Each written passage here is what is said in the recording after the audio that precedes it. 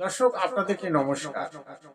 আপনারা আমার হাজারো হাজারো ভিডিও দেখেছেন এবং আমাকে যেভাবে আপনারা কমেন্টের মাধ্যমে রিপ্লাই দিয়েছেন তার জন্য আমি অনেক খুশি এবং আপনাদেরকে কিভাবে ধন্যবাদ জানাবো সে ভাষা আমার নেই।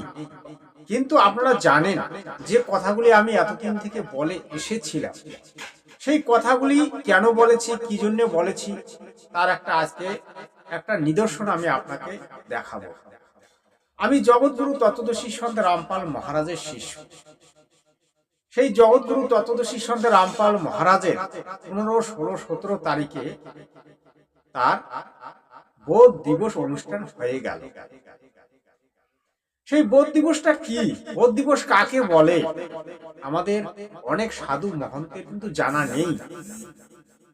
যেহেতু তিনি তত্ত্বদর্শী গুরু, একমাত্র বর্তমান বিশ্বের মধ্যে একমাত্র জগৎগুরু তত্ত্বদর্শী সন্ত রামপাল মহারাজই একমাত্র হচ্ছে বিশ্বগুরু এবং তত্ত্বদর্শী গুরু। তার উপরে বিশ্ব ব্রহ্মাণ্ডের মধ্যে আর গুরু নেই, কারণ তিনি হচ্ছেন পরমাত্মার অবতার পুরুষ। ওনার সেই বোধ দিবসে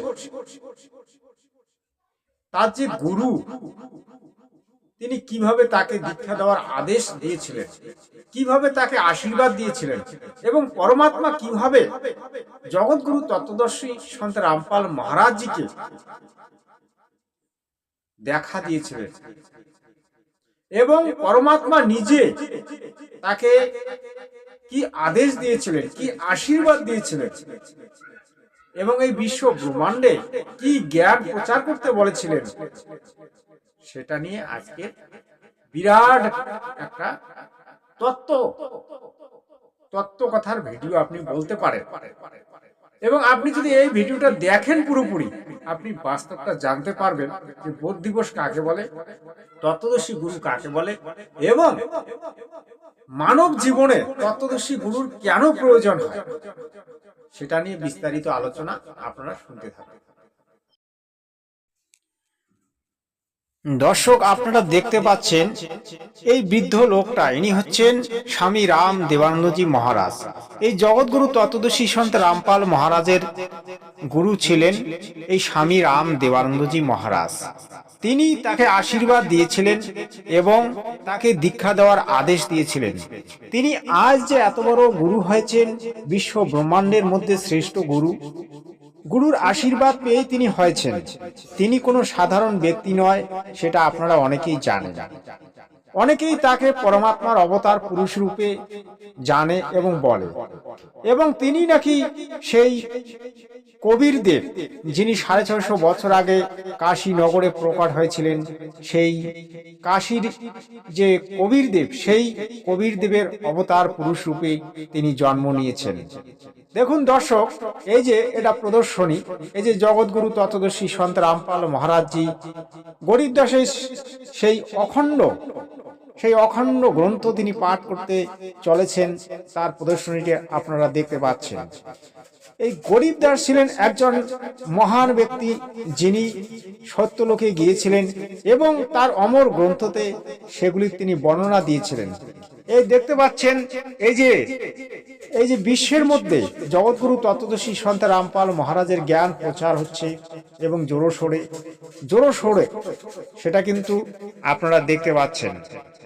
আজকে সারা বিশ্বে জগৎগুরু তত্ত্বদর্শী সন্ত রামপাল মহারাজজিকে নিয়ে আলোচনা এবং জগৎগুরু তত্ত্বদর্শী সন্ত রামপাল মহারাজের বাস্তবিক জ্ঞান প্রচার হচ্ছে। তার মূল যে পুস্তক সেটা হচ্ছে জ্ঞান গঙ্গা এবং জীবনের পথ। এই দুটি পুস্তক দিয়ে তিনি সারা বিশ্বকে জয় করতে চলেছেন।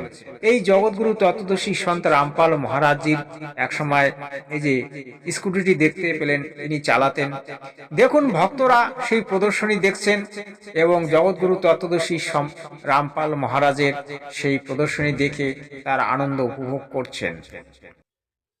দর্শক আপনারা দেখতে পাচ্ছেন জগৎগুরু তত্ত্বদর্শী সন্ত রামপাল মহারাজজি বসে আছেন, তার পিছনে আছেন পূর্ণ ব্রহ্ম কবির দেব।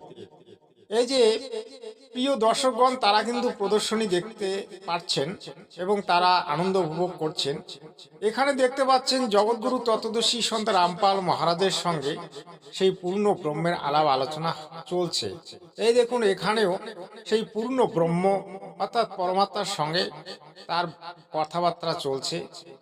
আবার দেখতে পাচ্ছেন এই যে এখানে দেখুন, সেই পরমাত্মাকে জগৎগুরু তত্ত্বদর্শী সন্ত রামপাল মহারাজজি প্রণাম করলেন। জগৎগুরু তত্ত্বদর্শী সন্ত রামপাল মহারাজজিকে দর্শন দিয়েছিলেন এবং ওনাকে আদেশ দিয়েছিলেন, এই যে দেখুন, ওনাকে আদেশ দিয়েছিলেন যে এই বিশ্ব ব্রহ্মাণ্ডে তুমি জ্ঞান প্রচার করো, মানব ধর্মের প্রচার করো এবং সকল ধর্মকে এক করে তুমি মানব ধর্মের প্রচার করো। অর্থাৎ জীব আমাদের জাতি, মানব ধর্ম আমাদের, হিন্দু মুসলিম শিখ ইসাই পৃথক কোনো ধর্ম নয়। এই দেখুন এখানে পরমাত্মা কিভাবে তাকে উপদেশ দিচ্ছে এবং তাকে কিভাবে শূন্যে উঠিয়ে নিয়েছেন। এই যে জগৎগুরু তত্ত্বদর্শী সন্ত রামপাল মহারাজ, তিনি আসলে পূর্ণ ব্রহ্মের অবতার পুরুষ, এটা বলার অপেক্ষা রাখে না। কারণ তিনি সত্যলোকে গিয়েছিলেন এবং সত্যলোকে গিয়ে সত্যলোক দেখে এসেছেন। এই দেখুন এখানে তিনি গরিবদাসজি মহারাজের সেই অমর গ্রন্থ পাঠ করেছেন এবং তিনি জগৎ কল্যাণের জন্য আজকে মানব সমাজকে তার এই যে গ্রন্থগুলি দেখতে পাচ্ছেন সেগুলি তিনি মানব সমাজকে দিয়েছেন। কারণ আমরা তো কলির জীব, আমরা অল্প বুদ্ধি সম্পন্ন, আমাদের হাতে অত সময় নেই, তাই তিনি ছোট ছোট গ্রন্থের মাধ্যমে, ছোট ছোট পুস্তকের মাধ্যমে তিনি জ্ঞান আজ ঘরে ঘরে পৌঁছাচ্ছেন এবং সেই জ্ঞান আজ বিশ্ব ব্রহ্মাণ্ডে ছড়িয়ে পড়েছে। এই দেখুন জগৎগুরু তত্ত্বদর্শী সন্ত রামপাল মহারাজজি যে জ্ঞান, সেটা বিশ্বের মধ্যে জোরো সোরো ভাবে প্রচারিত হচ্ছে। এই দেখুন, এই যে বিশ্বের মধ্যে এগুলো এই দেশগুলিতে প্রচারিত হচ্ছে। আপনারা যদি একটু জুম করে দেখেন আপনারা দেখতে পারবেন। আমি যেহেতু এটা ছোট ভিডিও তৈরি করছি সেহেতু আর দেখাতেছি না, মানে আমি বলতে পারতেছি না। যাই হোক, আপনারা জুম করে দেখে নেবেন কোন কোন দেশে জগৎগুরু তত্ত্বদর্শী সন্ত রামপাল মহারাজের জ্ঞান প্রচার হচ্ছে এবং সেখানেও নামধাম সেন্টার তথা আশ্রম তৈরি হবে বা শুরু হয়ে গেছে। আমাদের ভারতবর্ষে প্রায় 14টা আশ্রম আছে, আপনারা জানেন।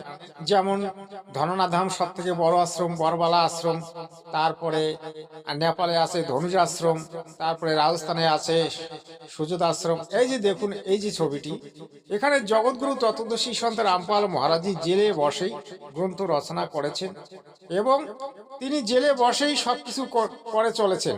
আজও তিনি জেলে আছেন, কিন্তু জেলে থেকেও তিনি যা করছেন আর আমাদের দেশের পাখণ্ডী সন্তরা তা করতে পারছেন না, তাই তারা তার প্রতি হিংসা করে এবং তারা আজও কৃষকদের উপকার করে। তিনি কি কি সম্মান পেলেন আপনারা এটা হিন্দিতে দেখতে পাচ্ছেন।